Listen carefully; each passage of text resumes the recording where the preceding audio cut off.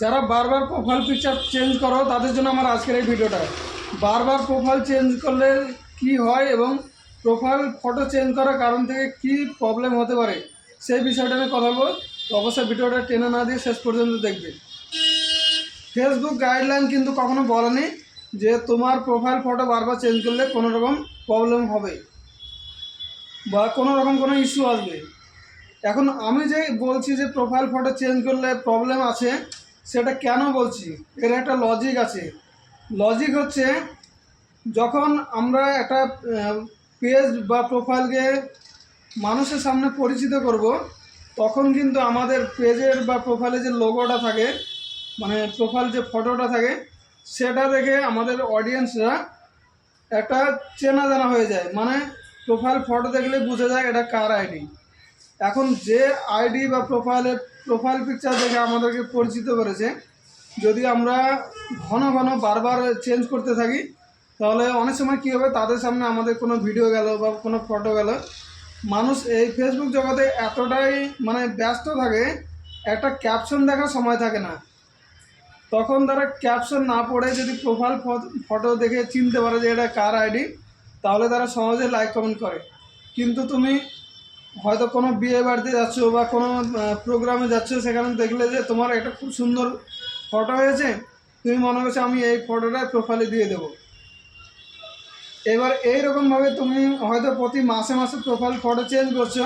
সেখান থেকে কী হবে, তোমার যারা পুরনো অডিয়েন্স আছে, তারা বারবার প্রোফাইল ফটো চেঞ্জ করার কারণে তাদের সামনে তোমার আইডি গেলেও তারা মনে করবে এটা হয়তো অন্য কারো আইডি।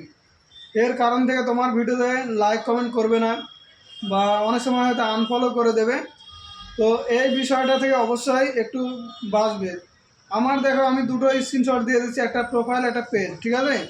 আমি কখনোই আমার মেন প্রোফাইল এবং মেন পেজের প্রোফাইল পিকচার আমি কখনোই চেঞ্জ করি না।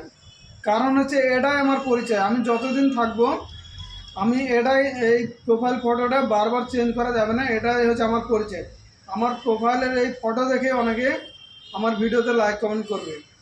আর যদি আমি বারবার চেঞ্জ করি, তাহলে অনেকেই পুরনো আইডি যেগুলো আছে, তারা চিনতে না পেরে আমাদেরকে আনফলো করবে, অথবা আমাদের আইডি তাদের সামনে গেলেও তারা অন্যের আইডি ভেবে লাইক কমেন্ট না করে উপরে ধাক্কা মারবে। তো এই বিষয়গুলো অবশ্যই একটু খেয়াল রাখবে। ফেসবুক গাইডলাইন কখনো বলেনি যে আমাদের বারবার ফটো চেঞ্জ করা যাবে না, কিন্তু যদি আমরা চেঞ্জ করি সেখানে আমাদের নিজেদের ক্ষতি হচ্ছে। তো সেই জন্য বলবো, তোমরা যখনই কোনো একটা প্রোফাইল ফটো দেবে, তখন ভালোভাবে স্থির করে নেবে যে এমন একটা আকর্ষণীয় ফটো দেবে যেটা সবাই পছন্দ করে এবং বারবার চেঞ্জ করার কোনো প্রয়োজন না পড়ে।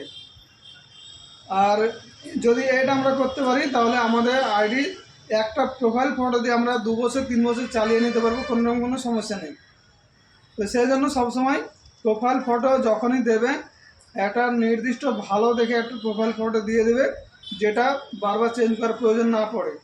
তুমি যে ব্যাকগ্রাউন্ড ফটো যেটা আছে, কভার ফটো যেটাকে বলে, সেটা চেঞ্জ করতে পারো, কিন্তু প্রোফাইল ফটো যেটা আছে আমার মতামতে বারবার চেঞ্জ করবে না। আমার মতে বলে বারবার কেন, তুমি এমন একটা প্রোফাইল সিলেক্ট করো যেটা দীর্ঘদিন তুমি রাখতে পারবে, দেখবে সেখানে তোমার অনেক উপকার হবে। আর এই বিষয়টা যদি ভালো লাগে, অবশ্যই একটা গঠনমূলক কমেন্ট করবে এবং ভিডিওটা শেয়ার করে সবাইকে দেখার সুযোগ করে দেবে।